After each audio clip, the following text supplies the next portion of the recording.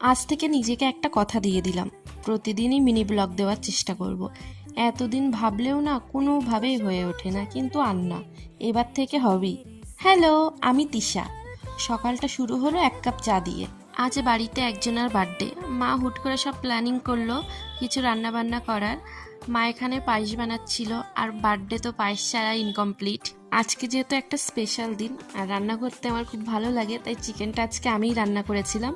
আর মা এইদিকে বলছিল যে চালগুলো মিক্সড করে দিতে, তো সেই কাজটাই করছিলাম। তারপর স্নান করে আমার রেগুলার সেলফ কেয়ার, ময়শ্চারাইজার আর সানস্ক্রিন। আর একটা কথা বলো তো, প্রতিদিন এই মিনি ব্লগ দেওয়াটা তোমরা কিভাবে ম্যানেজ করো? আর এই যে আজকে এনার স্পেশাল দিন, আমার দিদির বার্থডে।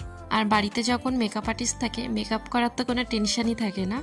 আরও এনার স্পেশাল দিন বলে কথা, একটু তো সাজিয়ে দিতেই হবে। তারপর সন্ধ্যাবেলা ছোট্ট করে একটা সুন্দর সেলিব্রেশন করা হলো। যতটা পেরেছি স্পেশাল ফিল করানোর চেষ্টা করেছি। তাহলে আজকে এই পর্যন্ত, দেখা হচ্ছে নেক্সট একটা ভিডিওতে। টাটা।